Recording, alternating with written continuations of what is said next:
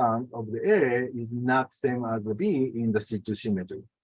And also magnetic stability shows anisotropy. You have this anisotropy in AB plane in C2 phase.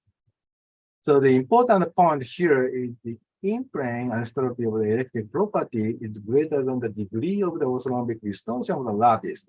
So this means the electric state becomes anisotropic. So this is called the electronic nematic phase. So now the nematicity becomes one of the important phenomena in ion-based superconductors. So in order to understand the mechanism of the appearance of superconductivity in ion-based superconductor, we need to understand the relationship between the anti-Fermi spin fluctuation and the nematicity and superconductivity. And as shown here in the phase diagram, so the anti-ferromagnetic phase and the nematic phase move together with the carrier doping or pressure application. So this makes the difficulty to study each contribution to the superconductivity separately. So in this sense, the ion selenium system is key compound to study the effect of the nematicity of the superconductivities separately. So the ion selenium is known to be the simplest ion-based superconductor, whose crystal structure is shown here. So as shown in the resistivity data, this system shows the superconducting states of superconducting state below 8.5 Kelvin. And this system also shows the structure or nematic phase transition at 90 Kelvin. Below that temperature, the twinning of the orthorhombic phase has reported. And also this system does not show any anti-ferromagnetic order state. So this system shows only the nematic order without anti-ferromagnetic order. So, but initially this system was considered to be free from the anti-ferromagnetic state. But after the extensive study on this compound under pressure, now the system is show this anti-ferromagnetic. Experiment data show this anti-ferromagnetic phase and appeared under pressure. So what I'm showing here is the phase diagram of this ion selenium compound under pressure. Okay? So with the increase in the pressure, the nematic phase suppressed like this, and the anti-ferromagnetic phase appeared about 1.5 GPa like this. Okay. So so even if you have this anti-ferromagnetic phase here, but you have the separation between the nematic phase and the anti-ferromagnetic phase. So this system could be the one of the good system to study the effect of the nematicity or anti-ferromagnetic magnetism on the superconductivity. However, this you can see this non-monotonic change in the TC, like the pressure. So this makes the difficulty to understand the study the magnetic fluctuation on the TC.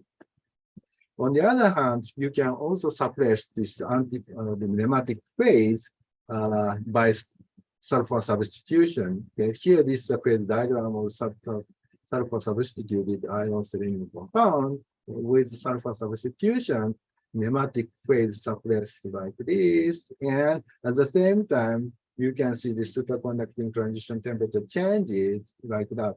So around the 9%, you can see the maximum TC, which is around 11 Kelvin. And then with further substitution, TC decrease like this, and then you can see the gradual decrease of the TC with increasing the sulfur substitution. So on this phase diagram, you don't see any anti-ferromagnetic phase. So that this system could be the one of the best system to study the relationship between the magnetic fluctuation and the nematicity and superconductivity. So our purpose is to study the electronic and the magnetic properties of the sulfur substitute of the ion selenium compound. And more important, the motivation is how magnetic fluctuations changes with X or TC. So in order to perform this purpose, we carried out this NMR measurement, nuclear magnetic resonance measurement for 4 different samples with different TC here. 0%, 9%, and 15%, and 29%.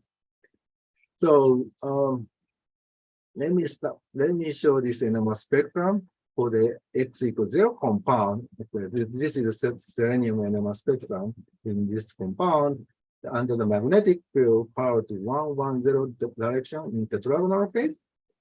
So here, this is a spectrum as a function of the temperature.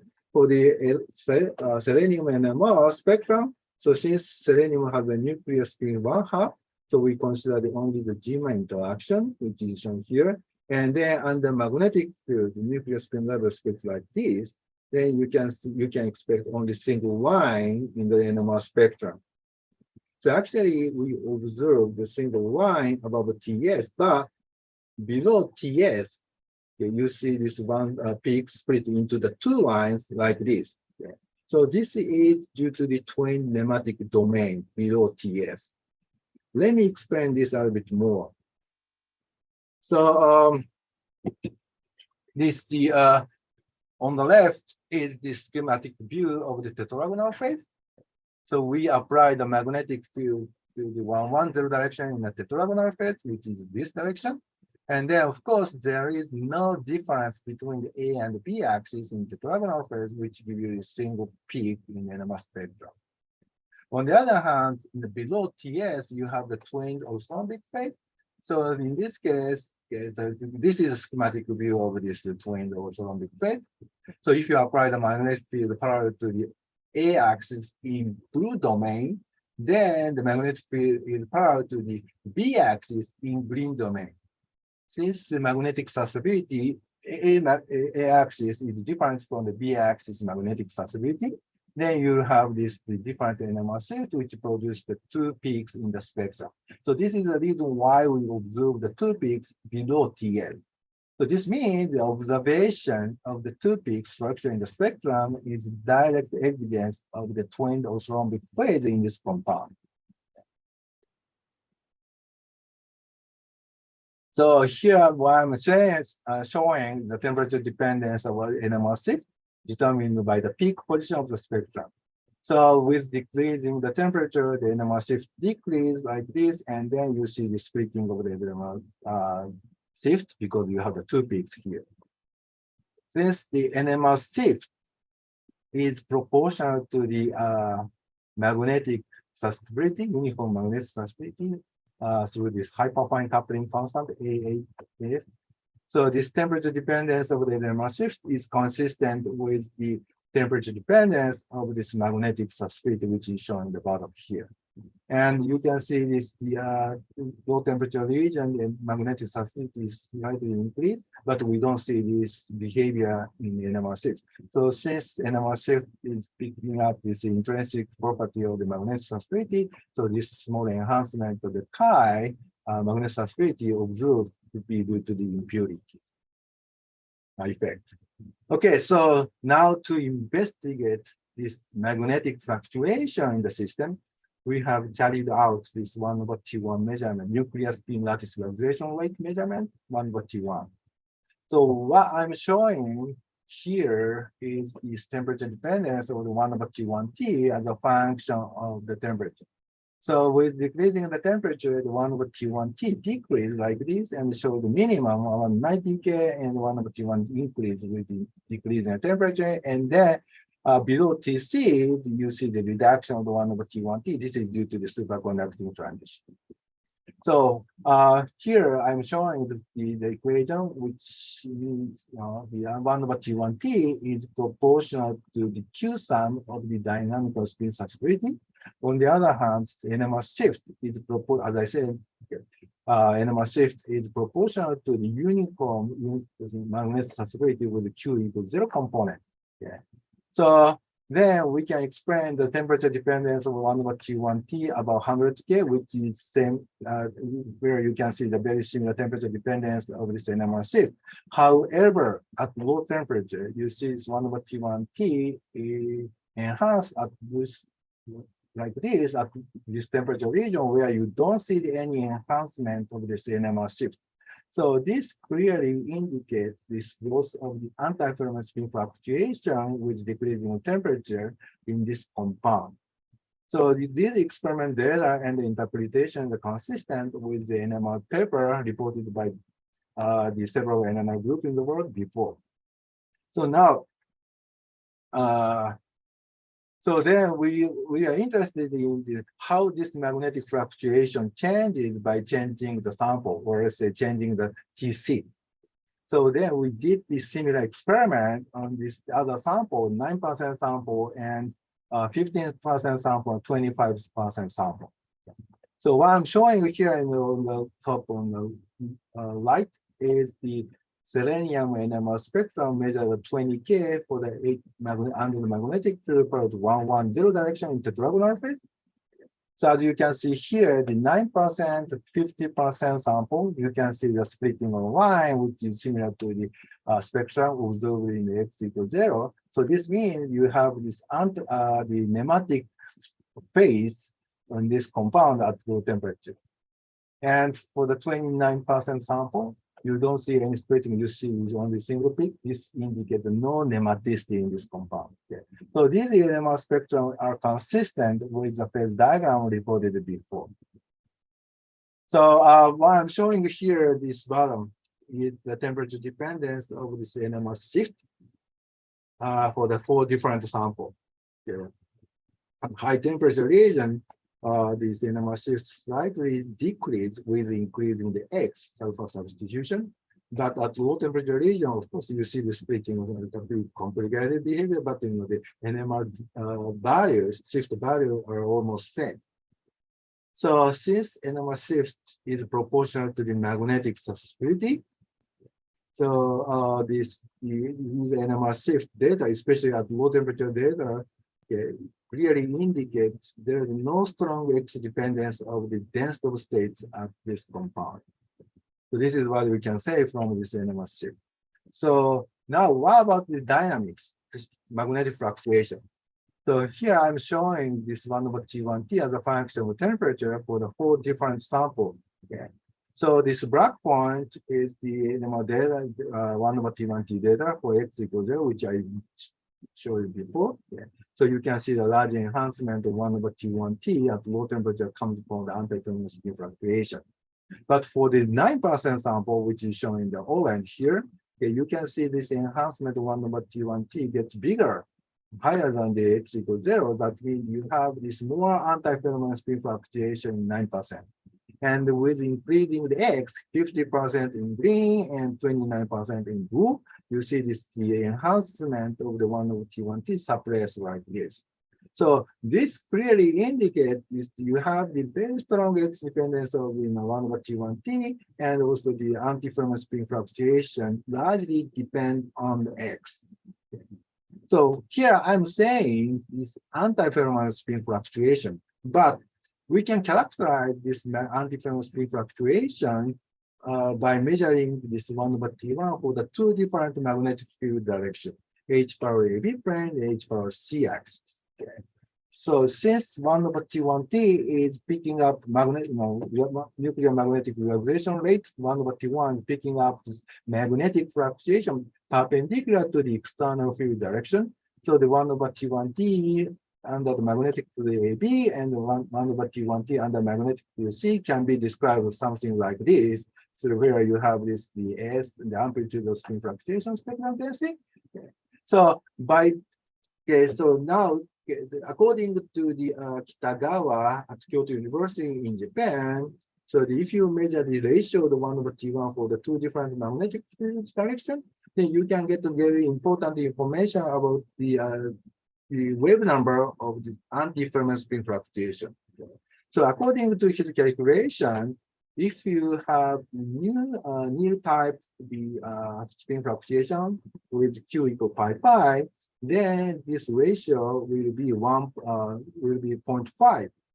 On the other hand, if you have the stripe type anti-thermal spin fluctuation with Q equal to pi 0 or 0 pi, then we expect the 1.5 for the ratio for the isotropic spin fluctuation. So in order to see this ratio, we measure the 1 over T1 for the under under magnetic field power to c-axis. So this is the experiment. And also the inset show the ratio, okay, from this experiment data. At the high temperature region, the ratio is almost close to 1, but with decreasing the temperature, the ratio gets bigger, and then you have ratio is close to 1.5, and low temperature even more, but never gets 0.5. So this experiment data indicates this magnetic fluctuation can be characterized by the stripe type anti-ferromagnetic fluctuation with Q equal pi 0 or 0 pi. So now, yeah, so here I brought this 1/T1 as a counter plot together with the phase diagram. So the orange line corresponds to the nematic phase transition temperature, and the red line corresponds to the Tc as a function of the x. So as you can see here, the 1/T1 enhanced around this 9%, where you have this maximum Tc. So our experiment data indicates this anti-ferromagnetic spin fluctuation correlate with the Tc in this compound. So what is that? So then what about the nematic fluctuation? Nematic fluctuation was reported to enhance around 70% around here. So this means the nematic fluctuation seems to be not correlated with the Tc. So based on our NMR data, so we conclude the anti-ferromagnetic spin fluctuation is really important for the appearance of superconductivity in this compound. So the question is, what is the role of the nematicity? So in order to investigate the role of the nematicity on the relationship between the spin fluctuation and the Tc, we carried out this NMR measurement under pressure for the couple of the sample. So what I'm showing here is the phase diagram of the 9% sulfur doped compound under pressure. Okay. So with increasing this is 9% sample. Okay. So this with increasing the pressure, the nematic phase transition suppressed like this, and also the Tc changes like that. Okay. So the advantage to use the pressure is we can study the relationship between the magnetic fluctuation, nematicity, and superconductivity without changing the sample. So this is the advantage to use this pressure. So then what I'm showing here is the spectrum, selenium NMR spectrum measured at the 15 Kelvin for the H power AB plane, 1-1-0 direction in the tetragonal phase, and at different pressure. So at low pressure region, the 0 GPa, 0.25 GPa, and 0.35 GPa, you see the splitting of line which comes from the nematicity. But above 0.5 GPa, we don't see any splitting. You see only a single line, as you can see here. So this means there is no nematic phase. So this experiment data, NMR data, is consistent with this phase diagram reported before. So here, this is the NMR shift as a function of the temperature for the different pressure. Okay, so this is the H power AB plane case, and this is the NMR data for the under magnetic field power to c-axis and the different pressure. So as you can see here, with increasing the pressure, you see this small reduction of the NMR shift in the scale. But if you look at this below temperature, it's almost the same. And especially if you look at this NMR data, NMR shift data for the H power C axis, so you see small change in the NMR shift and high temperature, but at low temperature, you don't see much difference here. Okay. So the nearly pressure independent NMR shift for both direction indicates the density of state is nearly independent of the pressure, okay, even though you can see the change in the Tc. So now let's see how this magnetic fluctuation changes by the pressure. Okay. So here I'm showing this 1/T1T data as a function of the temperature for the different pressure. Okay. 0 GPa, 0.25 GPa, to all the way up to the 2.1 GPa. Okay. So the high temperature region 1 over T1T decrease, you can see the similar behavior up to the 2.1 GPa, but at low temperature region 1 over T1 shows a huge difference with the application of the pressure. So with increasing the pressure, it's the enhancement of the 1 over T1T at low temperature suppressed like this. And then above 0.5 GPa, you see the 1 over T1T is almost temperature independent behavior. But if you look at small detail, okay, so there's a 2 point, especially for the 2.1 GPa data, you can see the still enhancement of 1 over T1T at low temperature here. So this indicates this, even for the 2.1 GPa high pressure, under high pressure, still you have this anti-thermal spin fluctuation. And also you can say this anti-thermal spin fluctuation largely depend on the temperature. But as I said, the temperature dependence of the 1 over T1T at low temperature seems to be different. So we may have a chance to have the changing the character of the anti-thermal spin fluctuation under pressure. So in order to confirm, in order to characterize the spin fluctuation of this compound under pressure, we measure the 1 over T1 under magnetic field part, the C-axis. So these black points, this figure show this 1 over T1T under magnetic field part, the C-axis. For the height, for the ambient pressure here, the 1 over T1 question over. Professor Yuji, why the TC decreases? No, TC? The TC initially increases with the increase in pressure, and then it decreases. Right. Right. Why is it happening like that? So I think my understanding is this is due to the changing the magnetic fluctuation. Okay. Yeah. So this is nothing related. I believe it is nothing related to the density of states. But you can as I will explain this later. This TC is strongly related to the magnetic fluctuation. So the reason why we have the change in the TC in this compound is due to the change in the magnitude of the spin fluctuation. Okay. I will explain this. I will talk about this later. Sure. Please go ahead. Yeah. So then the black points 1 over T1T for the H bar C axis. Okay? So you can see this the temperature dependence of the 1 over T1T for the H bar C axis, and we measure not only the ambient pressure but also the 0.5 GPa and the other pressure 0.85, 1.3, 1.7, 2.1 GPa.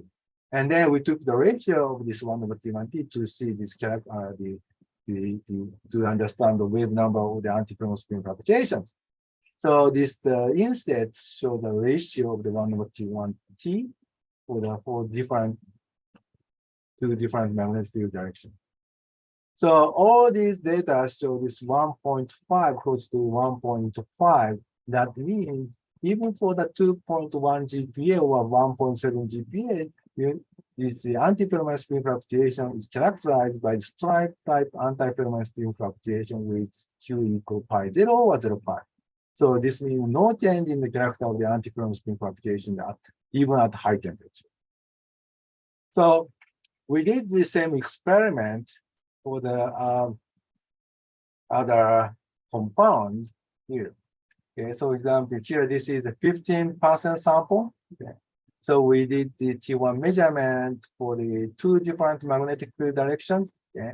Red point show this 1 over T1T data for H for the AB plane. This black point show this 1 over T1T for the magnetic field for the C axis. And this green line is the temperature dependence of this NMR shift squared scale at high temperature region. So again, in the high temperature region above the 100 K, the temperature dependence of 1 over T1T scale with this NMR shift data. So that means this magnetic fluctuation is characterized by the uniform fluctuation. But you can see the large difference between the blue line and the 1 over T1T data at low temperature region. So this is due to the anti-filament spin fluctuation.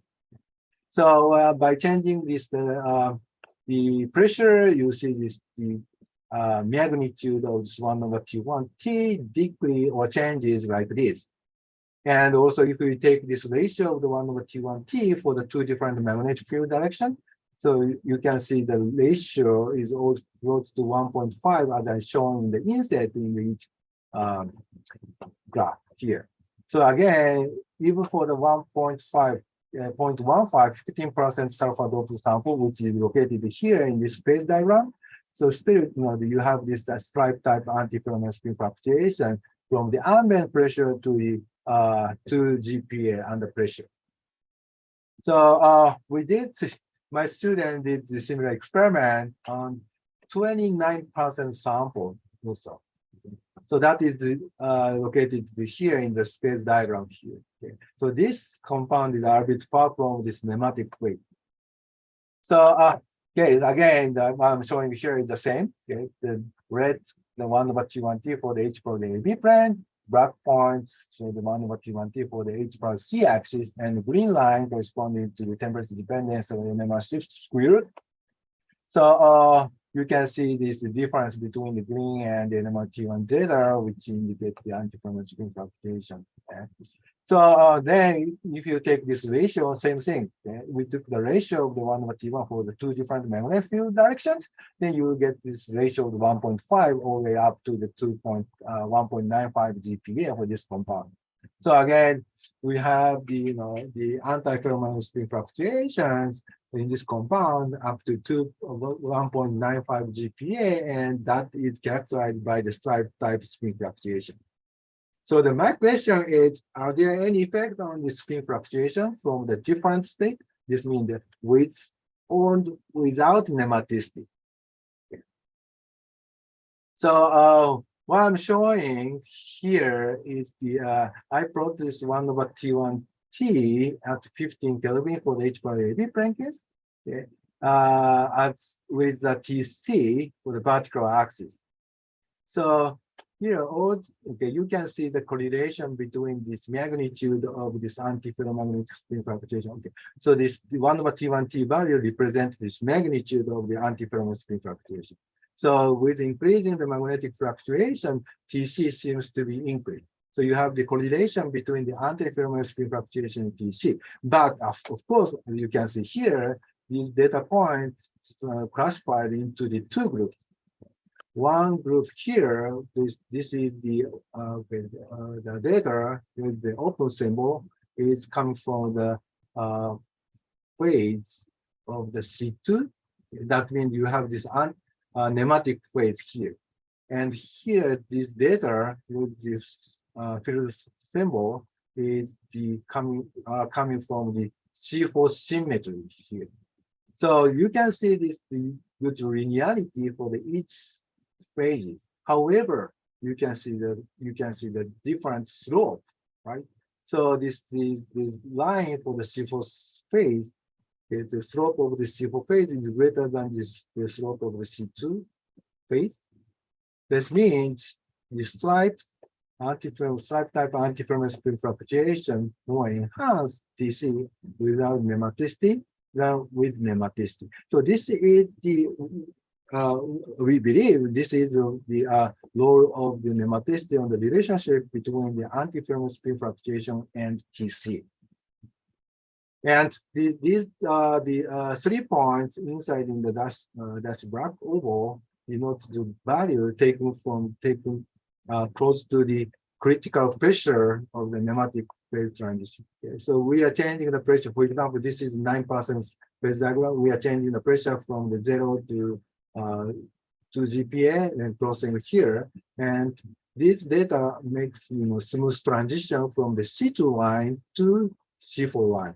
So you have the very smooth transition from the two different regions, the C2 and C4. So now let's consider this, why we have the different slope from the C4 and the C2. Since this superconductivity is related to the firm surface, so then let's consider this firm surface on this compound. So the firm surface, this is the the cartoon of the firm surface in iron selenium compound at QZ equals 0. So this is the C4 symmetry case and the C2 symmetry. This is tetragonal, this is orthorhombic. So this blue line, the hole pockets at the gamma point, which shows this, you have the two hole pockets here in the center in the C4 symmetry.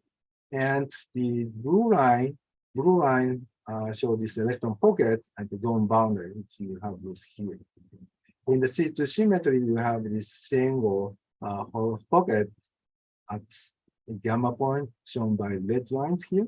And you have this penis shape of this firm surface around zone boundary comes by electron pocket. So now, if when the four pockets at the gamma point is translated by the one of the Q1, the Q2, which is the stripe type spin fluctuation wave vector, plus minus pi 0 or plus minus 0 pi. Then you have this overlap between this the blue and red surface here. So if you count the intersection, you have the 16 points in this case. So since we have the four possible antiferromagnetic wave vector, total crossing point is going to be the 16 times 4, which gives a 64. Okay, this is the number possible intersection for this thing. By the way, so this intersection is called hotspot. This is called a hotspot. So in the case of the C2 symmetry here, you have, if you translate it, then you have these four intersections here and four. And for the C2 symmetry case, you have the two possible anti-coronal wave vectors. So if you take this Q1, you have this 2 plus minus pi 0. And if you consider this Q2, you have this 0 plus minus pi 0. But for the C2 symmetry, you can't take this both, one of them.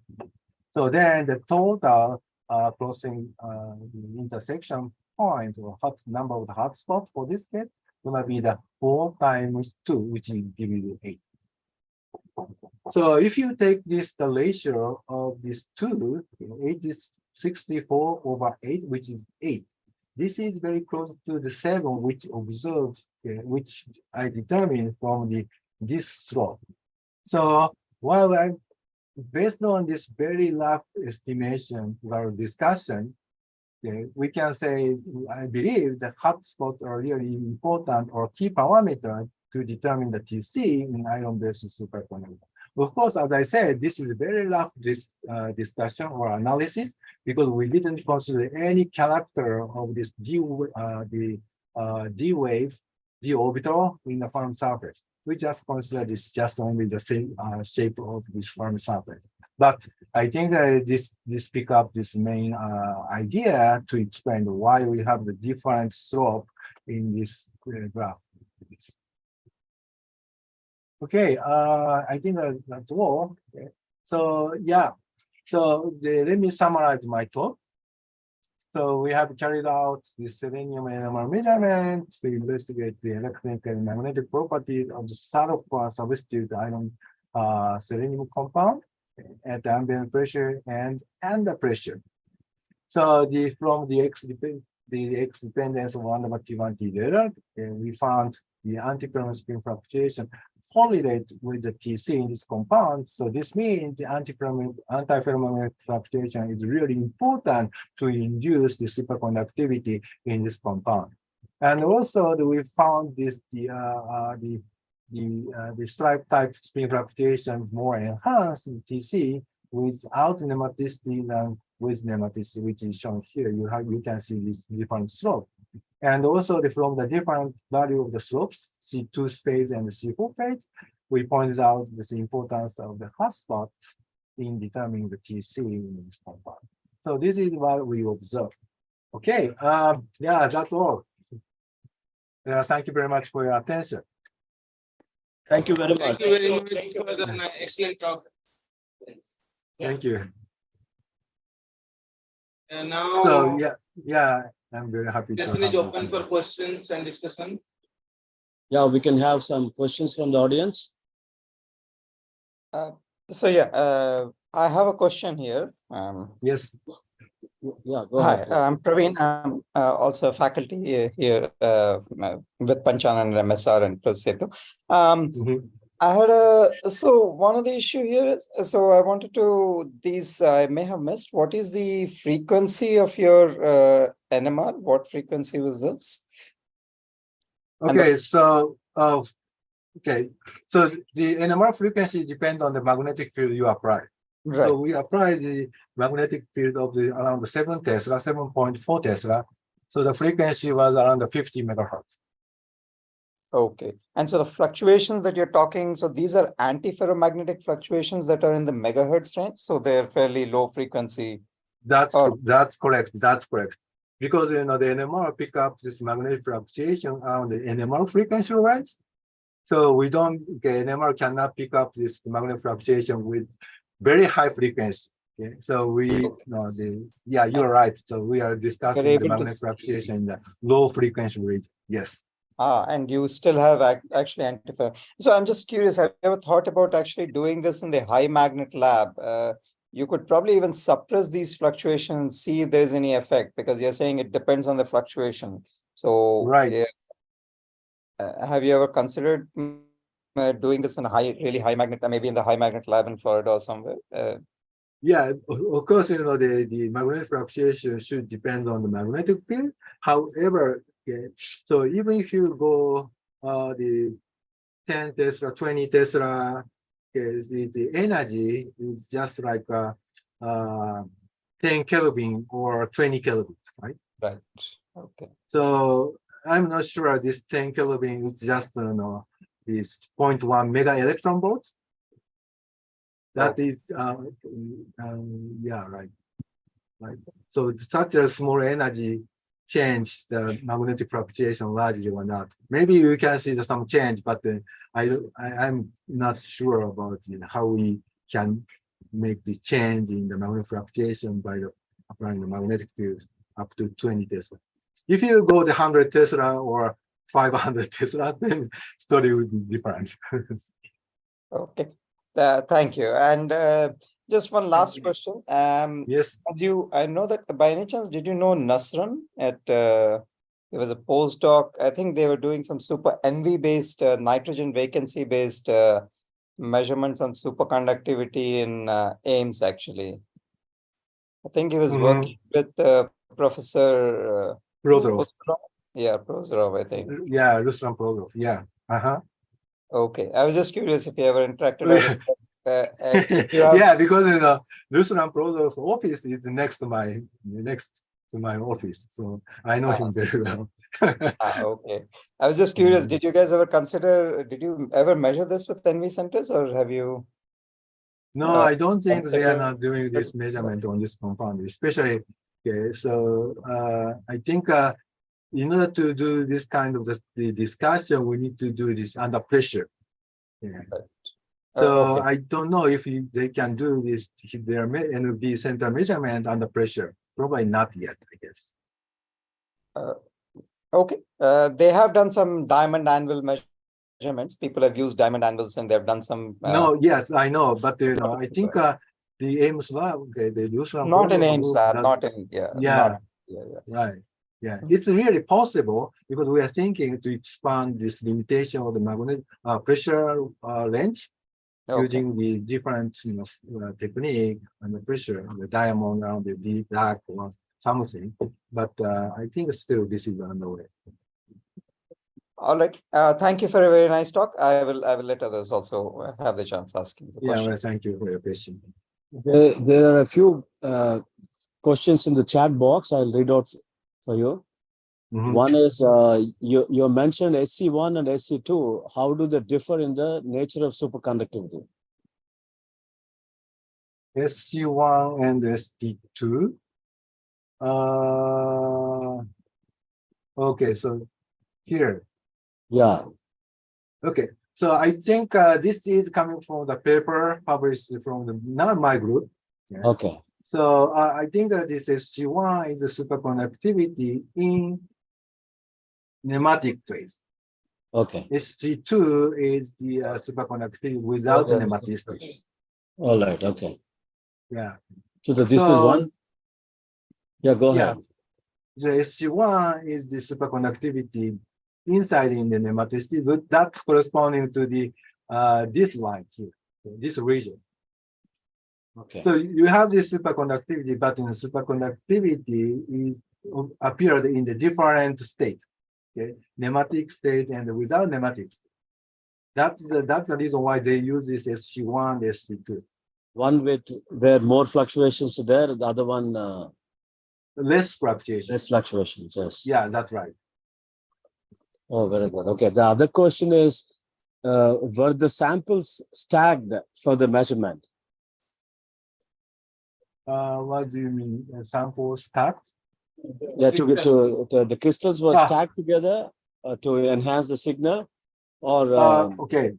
So depending on the the size of the crystal, sometimes we use only one single crystal. okay. But some of the material, we cannot have this big crystal, which in that case we have to stack a couple of crystal, as you said. Yeah. Okay.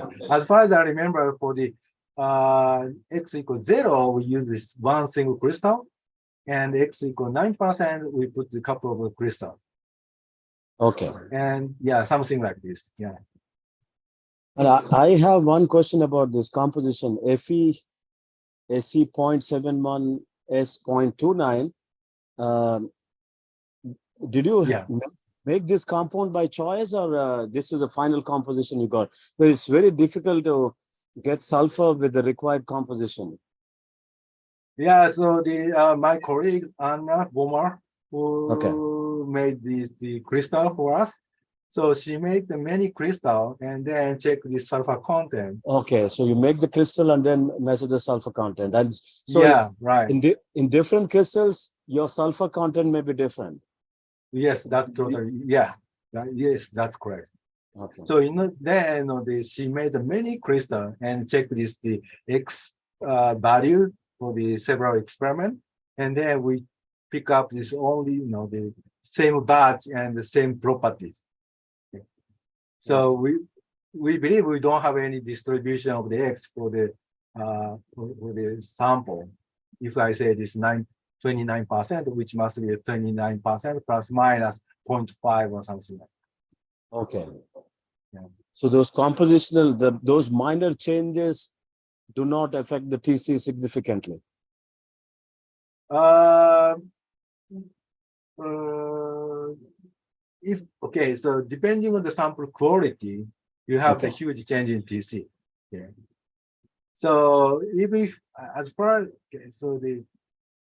if you go back to if you look at the space diagram here, the TC changes something like this from the 8.5 Kelvin at the x equals 0, then 11 Kelvin for the 9%. Okay, TC is shown on the left. So you have this distribution. So even if you look at this phase diagram here, even for the 10%, you see some distribution of the TC value here. So yeah, so you may have some distribution of the TC, but again, this TC strongly depends on the X around this below 10% or 50%. Above 20%, you don't see much difference in the TC. You can see the gradual decrease of the TC with increasing X length. Thank you. So one more question in the chat box is the superconductivity phonon mediated or conventional? Based on the NMR data, this superconductivity seems to be induced by the spin fluctuation. Okay? So in this case, I would say unconventional, not conventional, but unconventional.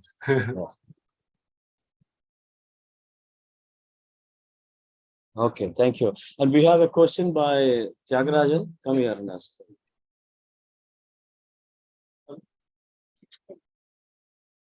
Hello, sir. Can we know about the sample preparation for high pressure NMR experiments? Could you say again, please? Is it possible to brief about high pressure NMR measurements under high pressure, sample preparation procedures? Oh, so The second yeah, slide. actually, I don't make the sample by myself. All the sample comes from my colleagues. No, NMR preparation, sample preparation for pressure measurements. How do you place it in the second slide? In your second or third slide?